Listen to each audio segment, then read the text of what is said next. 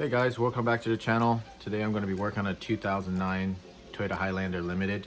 I'm going to be doing the full brake service. Okay, so before the brake job actually starts, the first thing I always do is to make sure that we clean the brand new rotors with some brake clean. Just make sure we get all the packaging grease and things like that off the surface. Okay, so we're going to go ahead and just remove the rear wheel and get this process started.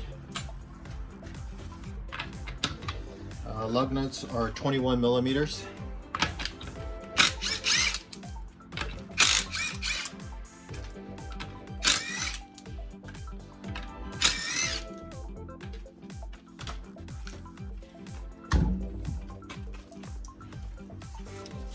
Okay, so first thing we're going to remove is going to be two 14 millimeter bolts.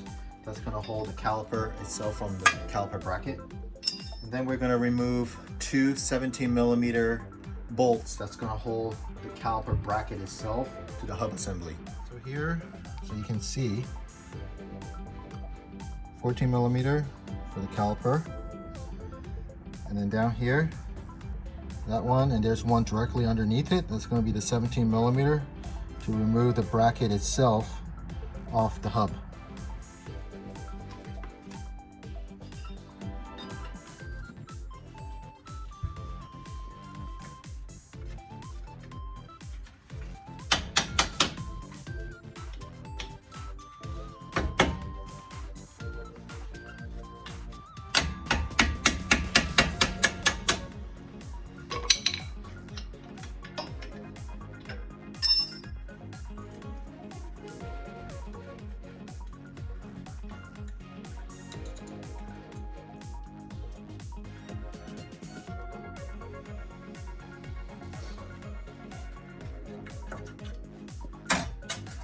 Okay, here is the caliper itself.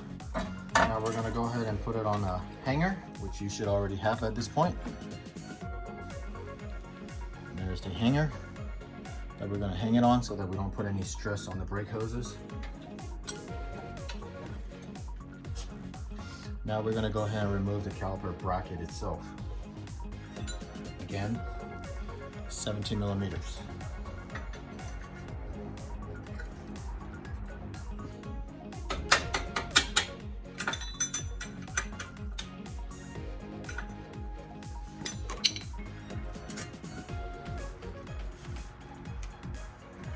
Okay, and there is the caliper bracket itself. Now we're just going to give it a good thorough cleaning. Just like before, you want to replace these pad slides, or you can give them a good thorough cleaning if there's no rust on them or anything, but I'm going to replace them with brand new ones. Okay, so we're going to go ahead and remove the rotors. Now, unlike the ones that you find in the front where they have vanes, these have no cooling vane. This is a solid disc that's just drilled, so same deal. I'm using power stop rotors here, and per company they usually have a decal that's going to be stuck on there. It's going to say passenger rear or driver's rear, but the rule of thumb is for theirs is that the slot itself faces the back of the car.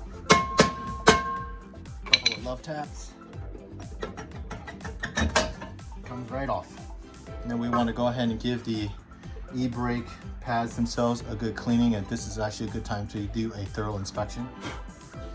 Okay, so I've already given this a thorough cleaning, the new one, with brake clean. That way then we know for a fact that the mating surface is going to be good for the new pads.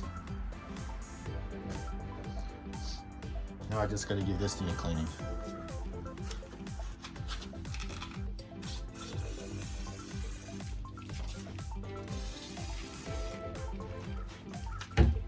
While the e-brake shoes themselves are drying, I'm going to go ahead and compress the piston on our caliper itself. This time, because these pads were pretty badly worn, there's actually not very much space for me to stick in a caliper tool, so I'm just going to use the classic C-clamp and use one of the original pads as a backing.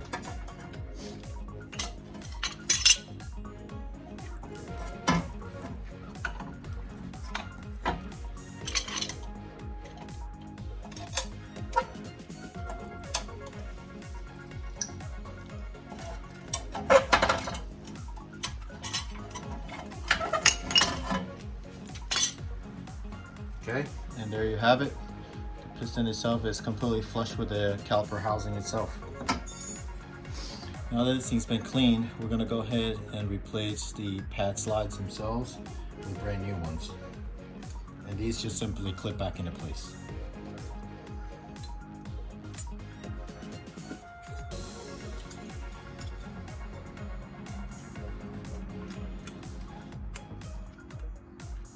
Okay. Before we reinstall the caliper bracket, we're gonna go ahead and pull the caliper slide pins out and re-grease them with caliper lube. That way then the pads themselves and the caliper itself is able to move freely as the way that it's designed to.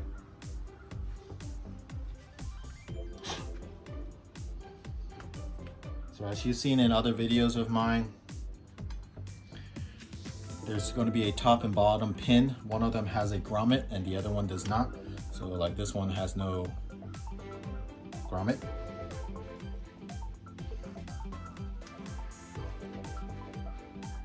And the one on the top is supposed to be a grommet right here, but this one is actually missing, so this will need to be replaced.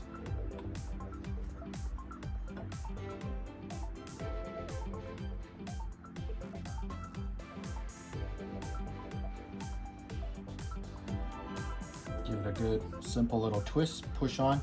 Just make sure that it has a good solid seal on the boot itself.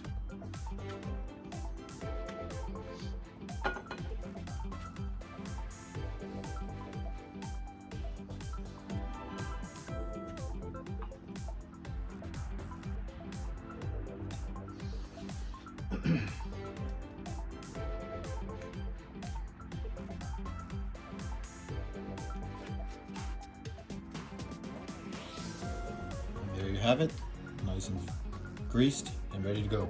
We're going to go ahead and reinstall our brand new rotors.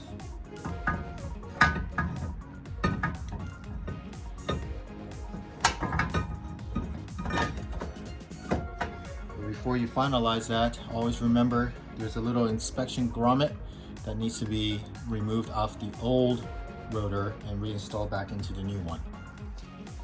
It'll be one of these little grommets right there.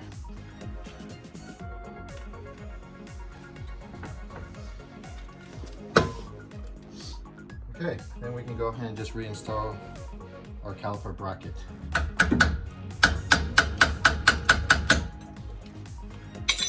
Okay, now we're going to go ahead and install our brand new pads themselves, and but prior to that, we need to go ahead and put caliper lube on the edges on the gliding surface that we had just replaced with the brand new ones on both inside and outside pads.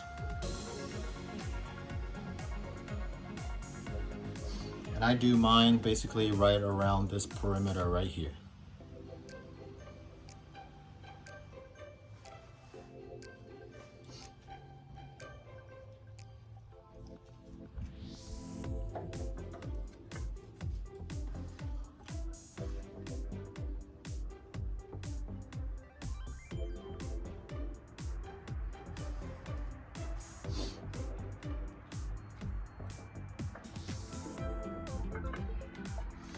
And there you have it. And then we're going to go ahead and just reinstall the caliper and then put in the two 14mm bolts on the back side.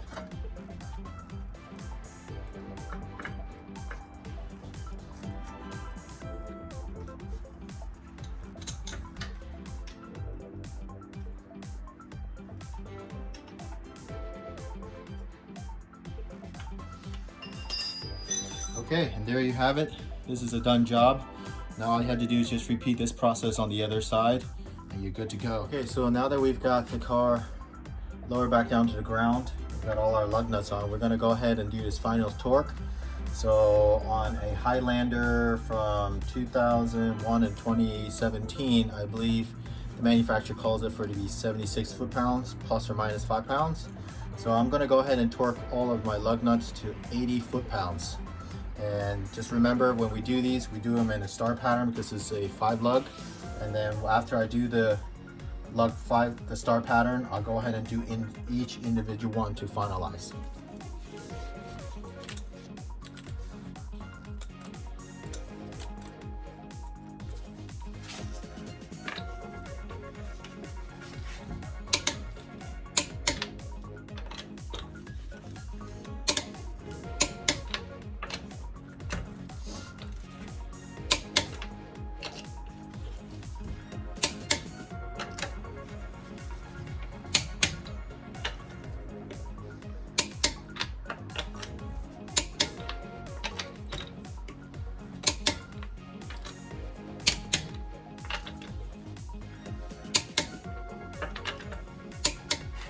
Okay, so there you have it. They're all torqued down equally to 80 foot-pounds. You're all said and done.